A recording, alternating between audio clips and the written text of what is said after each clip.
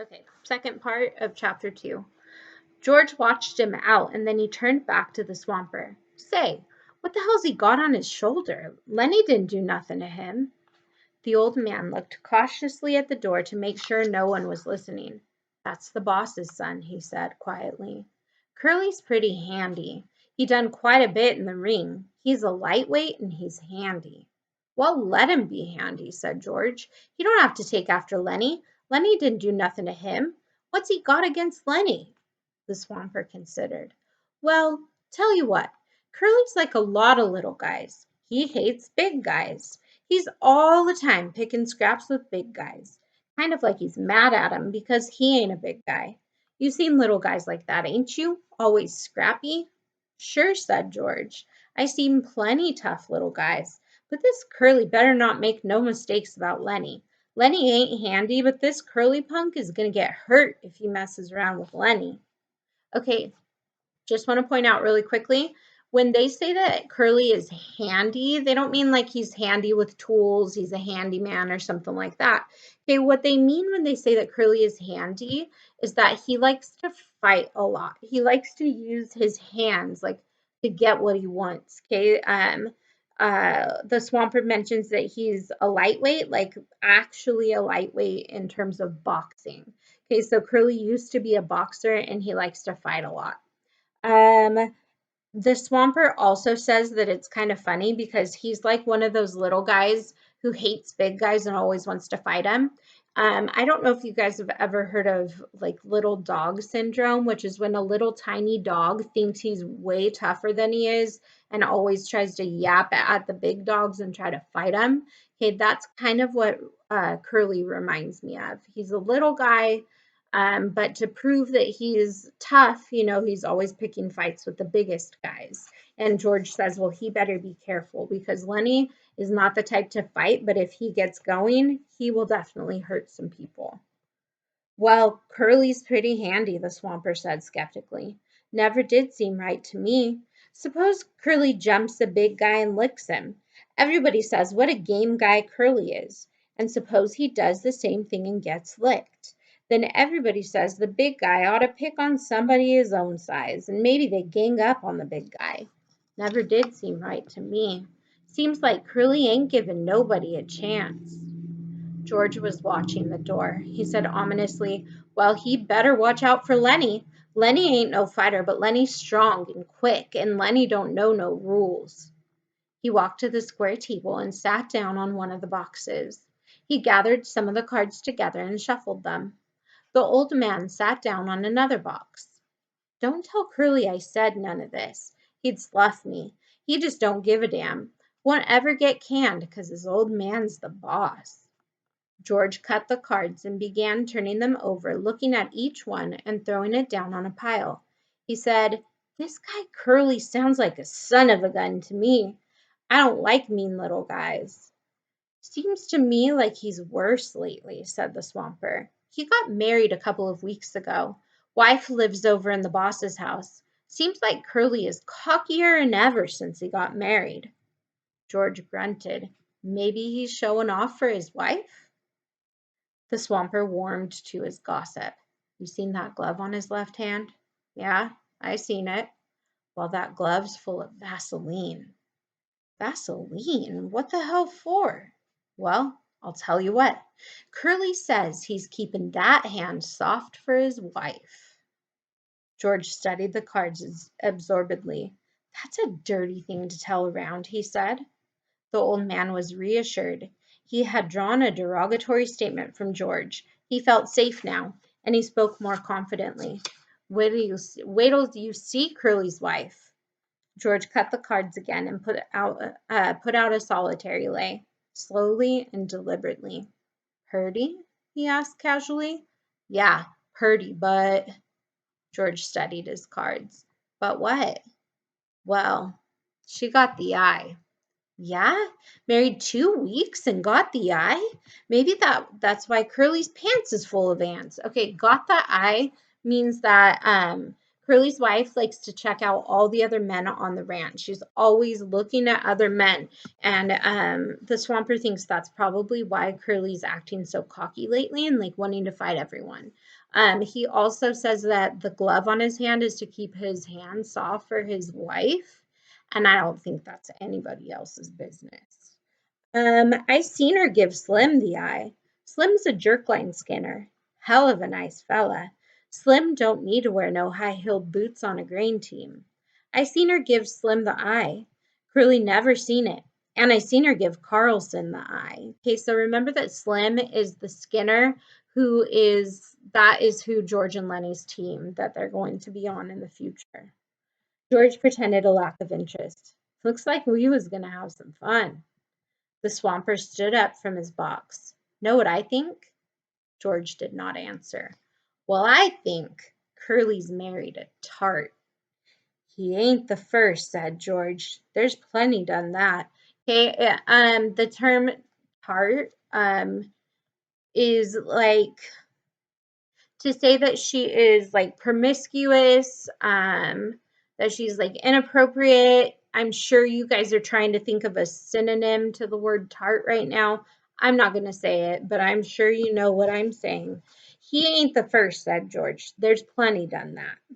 The old man moved toward the door, and his ancient dog lifted his head and peered about, and then got painfully to his feet to follow. I gotta be setting out the wash basins for the guys. The teams will be in before long. You guys gonna buck barley? Yeah. You won't tell Curly nothing I said? Hell no. Well, you look her over, mister. You see if she ain't a tart. He stepped out the door into the brilliant sunshine. George laid down his cards thoughtfully, turned his piles of 3. He built 4 clubs on his ace pile. The sun square was on the floor now, and the flies whipped through it like sparks. A sound of jingling harness and the croak of heavy-laden axes sounded from the outside. From the distance came a clear call, "Stable Buck! Oh, Stable Buck!" And then, where the hell is he? George stared at his solitaire lay, and then he flounced the cards together and turned around to Lenny. Lenny was lying down on the bunk watching him. Look, Lenny, this here ain't no setup. I'm scared. You can have trouble with that Curly guy. I've seen that kind before. He was kind of filling you out. He figures he's got you scared and he's going to take a sock at you the first chance he gets.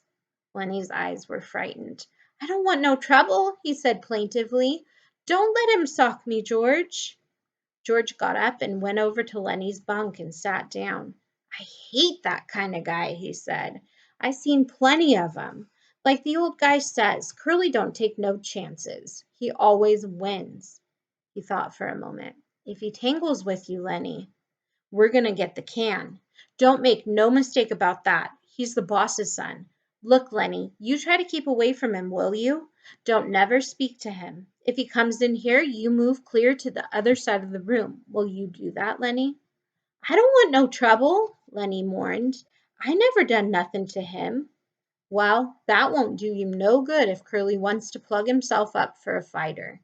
Just don't have nothing to do with him, will you remember? Sure, George, I ain't gonna say a word. Okay, so more foreshadowing, right? In chapter 1, we remember that George told him, if anything bad happens, you come out here and you hide in the brush, right? Now there's a second part of the plan. If Curly is ever around, Lenny is not supposed to talk to him. If Curly comes into the bunkhouse, Lenny's supposed to go clear to the other side of the room. This is all to try to keep them from fighting. Lenny would never be the one to start the fight, but if he were to get picked on, he would probably defend himself. And because he's so big, he's very strong. Okay, so George is trying to like set up some like obstacles so that Curly won't have a chance to fight him. Let's see. The sound of the approaching grain teams was louder, thud of big hooves on hard ground, drag of brakes, and the jingle of trace chains. Men were calling back and forth from the teams. George, sitting on the bunk beside Lenny, frowned as he thought. Lenny asked timidly, You ain't mad, George? I ain't mad at you. I'm mad at this here Curly guy. I hoped we was gonna get a little steak together. Maybe $100. His tone grew decisive. You keep away from Curly, Lenny. Sure I will, George. I won't say a word. Don't let him pull you in. But if the son of a guy socks you, let him have it. Let him have what, George? Never mind, never mind. I'll tell you when. I hate that kind of a guy. Look, Lenny, if you get into any kind of trouble, you remember what I told you to do? Lenny raised up on his elbow, his face contorted with thought. Then his eyes moved sadly to George's face. If I get in any trouble, you ain't gonna let me tend the rabbits. That's not what I meant. You remember where we slept last night, down by the river? Yeah, I remember. Oh, sure, I remember. I go there and hide in the brush. Hide till I come for you. Don't let nobody see you. Hide in the brush by the river. Say that over. Hide in the brush by the river. Down in the brush by the river. If you get in trouble. If I get in trouble. A brake screeched outside. A call came. Stable Buck, oh, Stable Buck, George said. Say it over to yourself, Lenny, so you won't forget.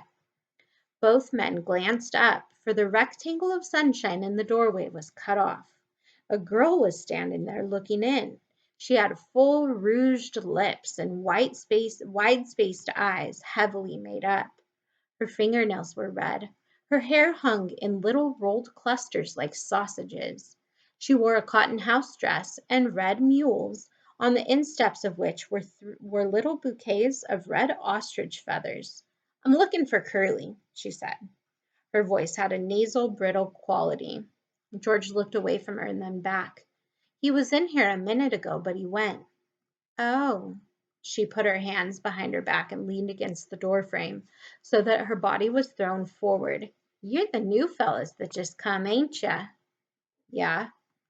Lenny's eyes moved down over her body, and though she did not seem to be looking at Lenny, she bridled a little. She looked at her fingernails. Sometimes Curly's in here, she explained. George said brusquely, well, he ain't now. Okay, really quickly, you can make your own judgments based on how this girl is dressed, but you can tell that she kind of likes the attention that she gets from Lenny. Now, Lenny, he is not doing anything inappropriate, but he is looking at her because he is not like as socially developed to know that it would be inappropriate to look her up and down. So he's full on checking her out, looking at her body, everything. She's not looking at him, but she notices and she kind of like postures a little bit. So this could be bad because obviously if Lenny has a thing for the wife and Curly wants to fight Lenny, you can see how that could all lead to trouble. But she says, sometimes Curly's in here. George is very rough with her because he doesn't want her to be in there causing trouble. He says, well, he ain't in here now. If he ain't, I guess I better look someplace else, she said playfully. Lenny watched her, fascinated. George said, if I see him, I'll pass the word you was looking for him. She smiled archly and twitched her body. Nobody can blame a person for looking, she said. There were footsteps behind her going by. She turned her head. Hi, Slim, she said. Slim's voice came through the door. Hi, good looking. I'm trying to find Curly, Slim. Well, you ain't trying very hard. I seen him going into your house. She was suddenly apprehensive. Bye, boys, she called into the bunkhouse, and she hurried away. George looked around at Lenny. Whoa, what a tramp, he said. So that's what Carly picks for a wife. She's purty, said Lenny defensively. Yeah, and she sure ain't hiding it. Curly got his work ahead of him. Bet she'd clear out for $20. Lenny still stared at the doorway where she had been. Gosh, she was purty. He smiled admiringly. George looked quickly down at him, and then he took him by an ear and shook him. Listen to me, you crazy guy, he said fiercely. Don't you even take a look at that girl. I don't care what she says and what she does. I seen 'em poison before, but I ain't never seen no piece of jailbait worse than her. You leave her be. Lenny tried to disengage his ear. I never done nothing, George. No, you never. But when she was standing in the doorway showing her legs, he wasn't looking the other way, neither. I never meant no harm, George. Honest, I never. Well, you keep away from her, 'cause she's a rat trap if I ever seen one. You let Curly take the rap. He let in himself in for it. Glove full of Vaseline, George said disgustedly. And I bet he's eating raw eggs and right into the patent medicine houses. Lenny cried out suddenly. I don't like this place, George. This ain't no good place. I want to get out of here. We gotta keep it till we get a stake. We can't help it, Lenny. We'll get out just as soon as we can. I don't like it no better than you do. He went back to the table and set out a new solitaire hand. No, I don't like it, he said. For 2 bits, I'd shove out of here. If we can just get a few dollars in the poke, we'll shove off and go up the American River and pan gold. We can make maybe a couple of dollars a day there, and we might hit a pocket. Okay, so Lenny can sense that this place is not going to be good for him.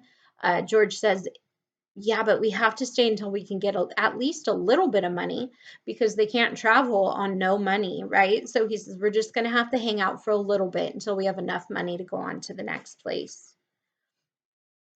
Lenny leaned eagerly toward him. Let's go, George. Let's get out of here. It's mean here. We gotta stay, George said shortly. Shut up now. The guys will be coming in. From the washroom nearby came the sound of running water and rattling basins. George studied the cards. Maybe we ought to wash up, he said, but we ain't done nothing to get dirty. A tall man stood in the doorway. Okay, this is going to be Slim, the Skinner that's in charge of their team. A tall man stood in the doorway. He held a crushed Stetson hat under his arm while he combed his long black damp hair straight back. Like the others, he wore blue jeans and a short denim jacket. When he had finished combing his hair, he moved into the room, and he moved with a majesty only achieved by royalty and master craftsmen. He was a jerk-line Skinner, the prince of the ranch, capable of driving 10, 16, even 20 mules with a single line to the leaders. He was capable of killing a fly on the wheeler's butt with a bullwhip without touching the mule. There was a gravity in his manner and a quiet so profound that all talk stopped when he spoke. His authority was so great that his word was taken on any subject, be it politics or love. This was Slim, the jerk-line Skinner. His hatchet face was ageless. He might have been 35 or 50. His ear heard more than was said to him, and his slow speech and overtones not of thought, but of understanding beyond thought. His hands, large and lean, were as delicate in their action as those of a temple dancer.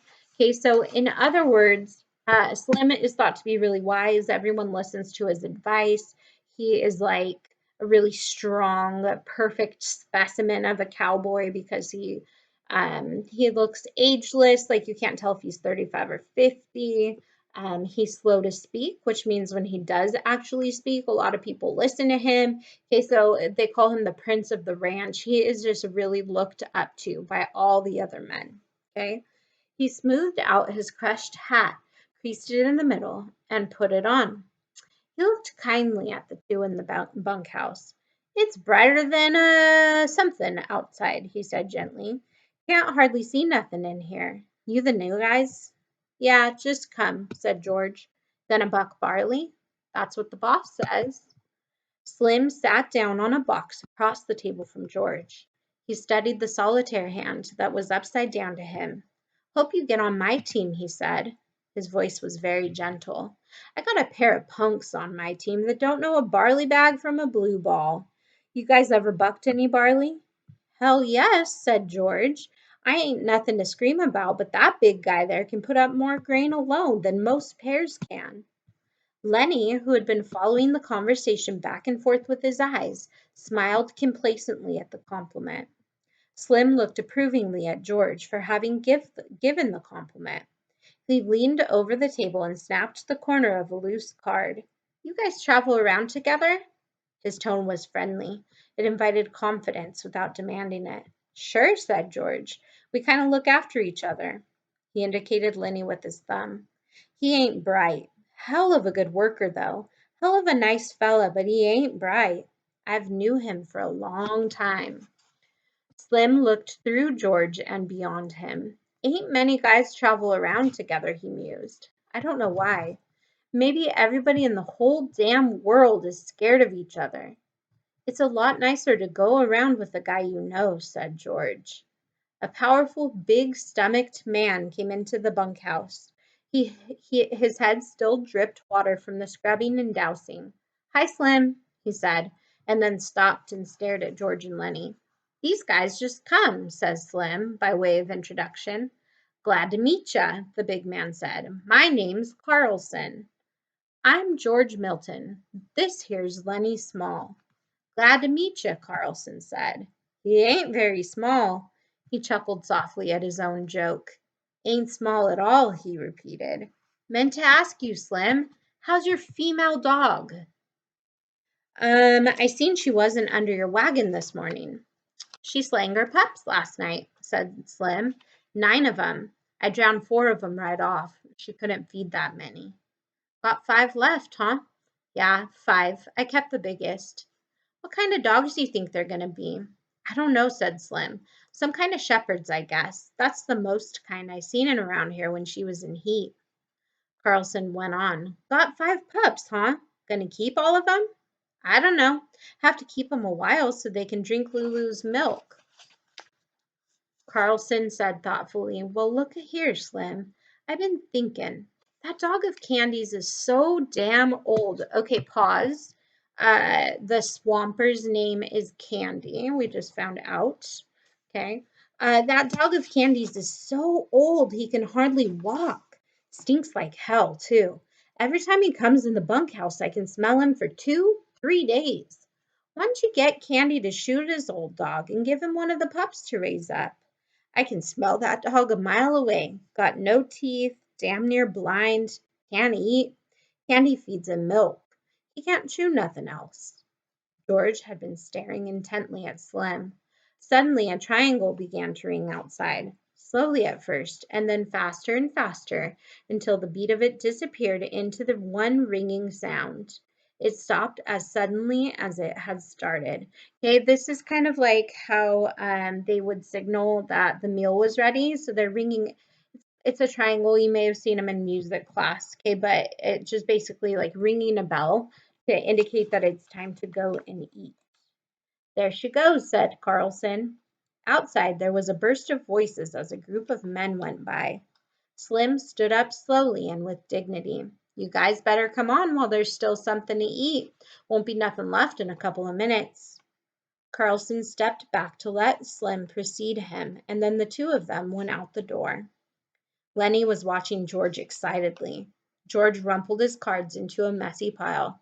Yeah, George said. I heard him. I heard him, Lenny. I'll ask. A brown and white one, Lenny cried excitedly. Come on, let's get dinner. I don't know whether he got a brown and white one. Lenny didn't move from his bunk.